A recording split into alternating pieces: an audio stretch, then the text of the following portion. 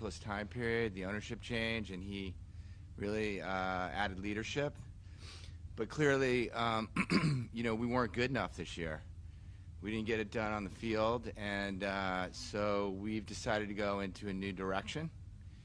And I think, as you probably heard, I'm going to be leading that search, both for a head of football operations as well as a head coach. And I'm going to be assisted by my partners, Irvin Magic Johnson, Mitch Rails, and David Blitzer, as well as a couple very well-known sports executives, Bob Myers, who I've known for many years and have a tremendous amount of respect for, and Rick Spielman, who obviously is a 30-year football executive of the year, obviously 10 years with the Vikings. Obviously Bob Myers built one of the amazing sports teams of the last decade in the Golden State Warriors. They were tough to compete with, so I got to know him. And, even though this season was hard for me and hard for us, it's hard to win 4 games. From my point of view, we are coming out of this with poised for a great future. A lot of draft capital, a lot of cap space, and I'm lucky enough to be supported by an amazing ownership group, and obviously we think we're an attractive destination for the next generation of leadership. And so this is probably amongst the most important jobs I have as a managing partner, and it's important that I do this personally and get this right, and that we bring in the right leadership. So with that, I will open it up to whatever questions you might have. Thank you. Josh, John Kine, ESPN. I'm curious with Bob and Rick, we know the resumes. What is it about them personally that made you want them to get involved, and what will their roles be beyond this search? Yeah, so obviously I'll start with Bob. Bob Myers is a winner. Like, who wouldn't want him on your team trying to help your franchise? He knows how to identify talent. He knows how to build winning franchises, winning cultures. I mean, he's obviously not a football person. He's not been around football, but he's an amazing sports executive, and I'm really happy to have him helping. He'll be around as an advisor to me. He's not going to be involved with X's and O's, but he'll be involved through the search process and beyond, as it relates to the Washington Commanders, helping us build an amazing franchise, an amazing culture, and a winning culture. Obviously, Rick Spielman brings a wealth of football knowledge, the ins and outs of football. He was executive of the year with the Vikings, with many other teams, and kind of brings that knowledge of football that you need, when you're interviewing candidates. And so he's going to be helping us through the search process, and we'll see after that. I'm not sure. Hi, Josh. Nikki Jeffala with Washington Post. How do you envision the general structure for the front office? You mentioned, obviously, the head of football operations, but what is your vision for the structure, and then what are you looking for in candidates to fill that role? Yeah, so we're looking for the best people to build an elite franchise that's going to consistently compete and win championships. So that's kind of our goal. In terms of the structure, obviously, I start with talent. You want the best talent, and sometimes you let the talent just sort of influence the structure. But my orientation, obviously, is that being the head of football operations, being in essence in that lead role, that's an 80-hour-a-week job. Being a head coach, that's an 80-hour-a-week job. I think there are 2 roles there. And so I think it's harder. I mean, there are certainly individuals that control everything. I think it's increasingly hard. So my orientation is not to do that. But on the other hand, I'm going to really be somewhat flexible around talent. So that's kind of how I'm going to think about it, and I hope that answered your question a bit. Hey, Josh, David Aldridge with The Athletic. What about Bob's skill set made you think he could transition across sports to be helpful to you as you start this process? Yeah, I think that he started off with a you start off as a UCLA basketball player winning a national championship. So you start with that. He's been a winner everywhere where he's gone. But then he was a sports agent, so he knows everyone in sports. He knows a lot of agents. Many agents, as you know, cross sports, not all, but some. A lot of the agents, he's run, multiple processes to select talent. He knows how to engage with talent. And then obviously the Golden State Warriors' success speaks for itself. They started off as a franchise that was struggling a bit, and they've emerged as, four-time NBA champions. And he's been able to keep a collection of stars there together for a long period of time. So, look, like I said at the beginning, I think he's gonna be super helpful. Hey, Josh, JP Finley with NBC4 and 106.7 The Fan. A lot of reporting today about requests for interviews all over the league, coach and GM positions. Ideally, what's your timeline for all this, and what's the timeline for the folks that are still here when they kind of find out their future? Yeah, so I'm going to run a thorough but rapid process. obviously, we need the next leadership here because we got a lot of work to do. We have the draft, we have the off-season, we have a lot of draft capital that we need to get prepared for. Ultimately, free agency, combines. But on the other hand, this is a really important decision, and so it's going to be a rapid but thorough process. Ideally, you would have the head of the front office in place before you ultimately select a coach, because obviously that's important. But look, again, we're not in full control of the time frame, because what we're ultimately trying to do is end up with the best people, and the best people generally have alternatives. So that's what I would say. In terms of, I spoke with the front office leadership and the coaching staff, some of the coaches today, and I appreciate that from their point of view. There's uncertainty, but I've just asked them to be a part, to bear with us, and to just to do their jobs, right? To continue to run the football team. And everyone to a person has said that they care about the club, they care about the franchise, and that they want to be part of the solution. And so obviously without the head coach and without the head of the front office in place, there's some uncertainty for them, and I respect that and am sympathetic to it. But on the other hand, they're professionals, and so we're working through it. Hey, Josh, Ben Standig with The Athletic. You famously with the Sixers were willing to take a slower rebuild to get things where you wanted them to be. With coming off a 4-13 season, how open are you to being patient with a rebuild, or do you see this being more of a quicker turnaround? Yeah, listen, this was not a fun season for the ownership group. We're right there with the fans in terms of sweating every loss. And so, obviously, if we could write the script, it would be a quick turnaround. But on the other hand, you have to make long-term decisions and do things in a very, one person at a time, one athlete at a time.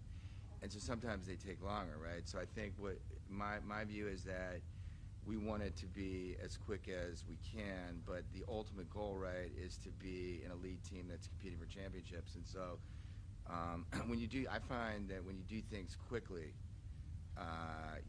sometimes you set yourself back. And so my orientation is to make the right decisions and let the time frame take its own course. Obviously I want a winning franchise quickly, but on the other hand, for me it's about making the right decisions. Michael Phillips, Washington Times, and 910 The Fan. You've spent a year now with the Commanders, the branding, the name. Have you had discussions about where to go from there, and what have those been like in terms of the name and the branding? Yeah, as you can see, we're a little busy.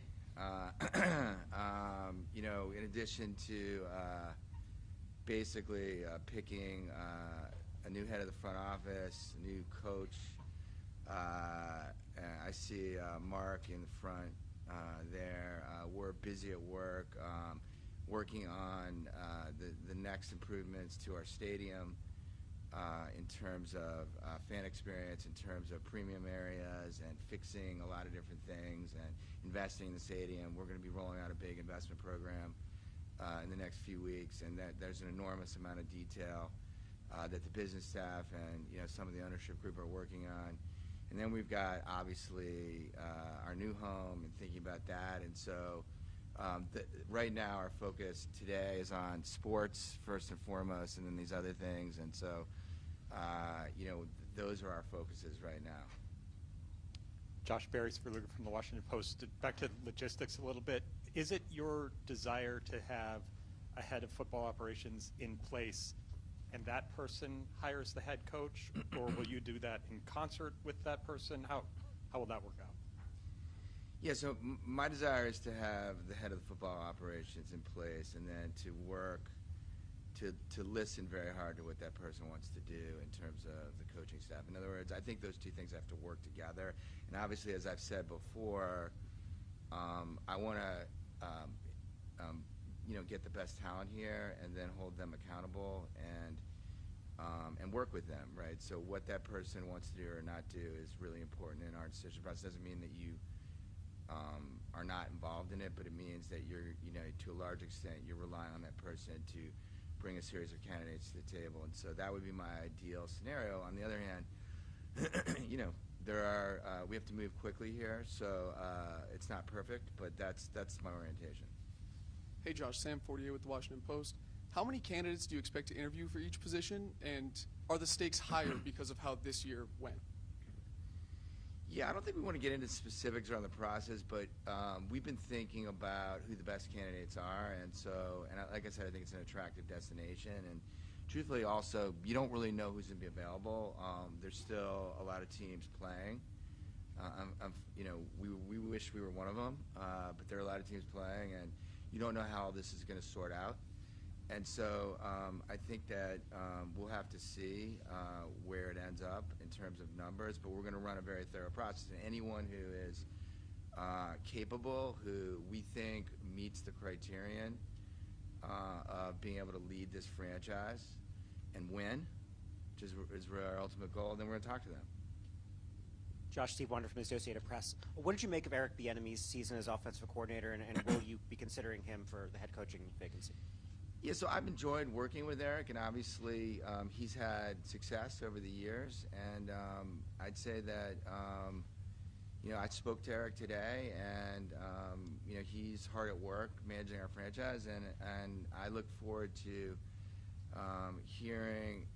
hopefully, if I could write the script, having our senior football operations executive in place, and then approaching the coaching search with Eric and others. Hey Josh, how are you? Hey, how are you? Candace Buckner, Washington Post. And any of your other franchises in hockey and basketball, have you gone to another sport for advice, like getting a baseball guy to help with the Sixers, or maybe NFL guy to help with the NHL, just with your advisory? Look, I think that the answer to that is no, but I think that obviously high-quality people are available across many pursuits, and so I think that we're always looking for people that can help us, but right now we're happy with the leadership staff we have at the Devils and the leadership staff we have at the Sixers, and they happen to come out of hockey and basketball, so we don't have any baseball or football people in the mix there. Josh, Scott Abraham, ABC7. Obviously, you mentioned everyone's frustrated. You're frustrated. Fans are frustrated. What's the message you want to give to this fan base to have them believe still that this ship is heading in the right direction? Yeah, so my message to the Washington fan base is thank you. You guys showed up in droves. You believed in us. We sold out every game, even with a 4-win season. Now, granted, there were a few visiting fans there, but that's on us. We're not in the playoffs, and so thank you for showing up. And the future is bright. We have a lot of cap space. We have a great ownership group. We're very committed to winning for this city, and look forward to showing you in addition to telling you over the next series of years. Josh, Chick Hernandez, WSA 9. How, you've been through this before with coaches. How difficult was the conversation with Ron Rivera, and was there thought of doing this earlier in the year?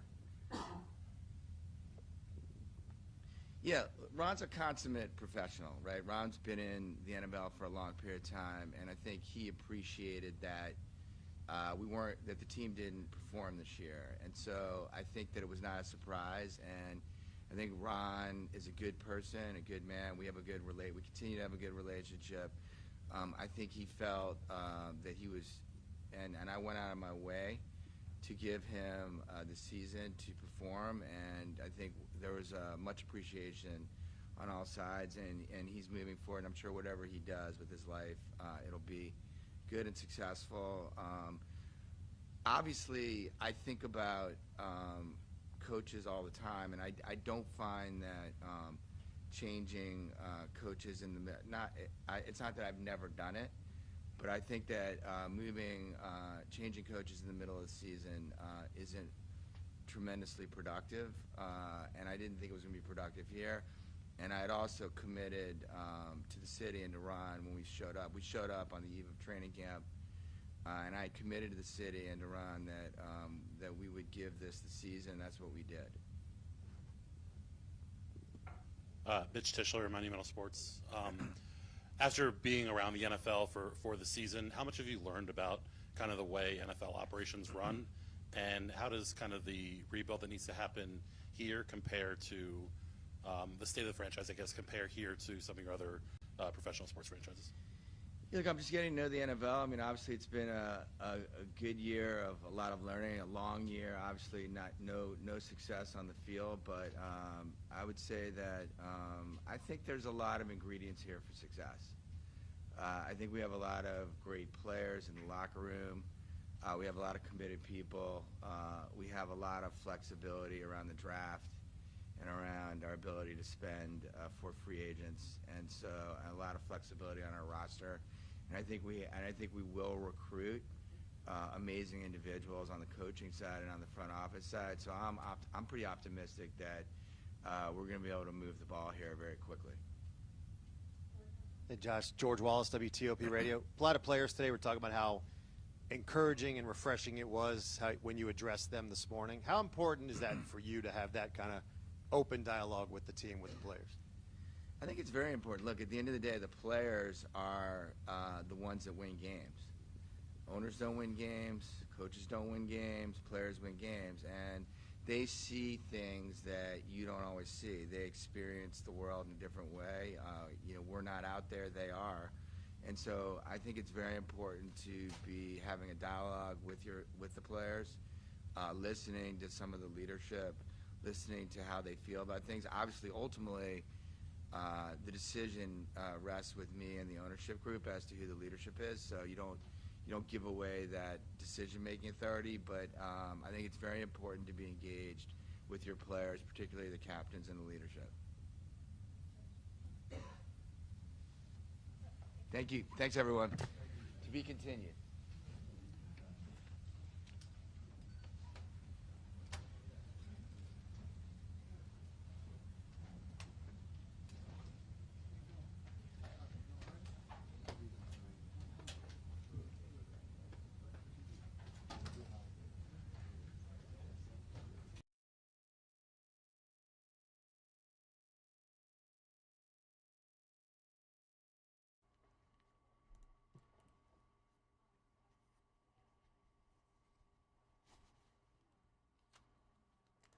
That was Josh Harris, and he's the managing partner of the Washington Commanders. And you just heard the press conference they had over them parting ways with their head coach, Ron Rivera, ending his tenure after 4 seasons. So Josh Harris, he believes that they are poised for a great future, and he hired Bob Myers and Rick Spellman to assist his ownership in search process for a new head coach. And he believes that they will definitely help with that process.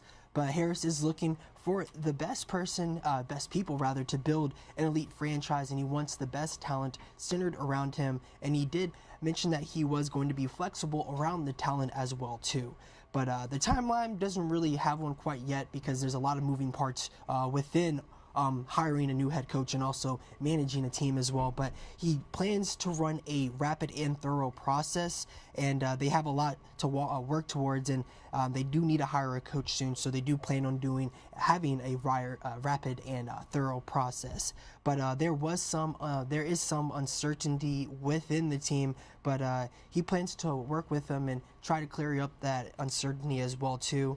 And also there did come up in the press conference about the name and branding of the Commanders, and they are working on improvements to their stadium, and he also mentioned that they are rolling out a big investment plan as well too here in the next few weeks. But their focus is sports right now, and also finding that head coach. But yeah, they plan on hiring on hiring a head coaching staff and working with them and within the team as well too. And he does have a message. He did have a message to frustrated fans out there, and that message was thank you, and their future is bright. So he wanted to let people know, and the frustrated fans to know about that, and believes that there's a lot of ingredients in success on their team as well too. But that pretty much was the press conference. No really any news about who they're looking for, any names or anything like that. They're just opening up that process right now. But I did want to bring you all that press conference, and we'll be sure to bring you anything new that stems out of the Washington Commanders. But I do want to thank you all for joining me. That pretty much is all the news that you all need to know this afternoon. I'm not going to really dive into anything too crazy, but because my focus was that press conference. But be sure to join us coming up at First Look at 3. We'll have some more news, and we'll have a look at the weather as well too here today, and also because there is a First Alert Weather Day tomorrow. So be sure to join us coming up at 3 p.m. And also I'll have some news that you all need to know tomorrow morning at 9 a.m. So I'll have some news to get your morning started. But thank you all again for joining me. Hope that you all are having a great day, and I'll see you back here tomorrow morning at 9 a.m. for some more 12 News Now.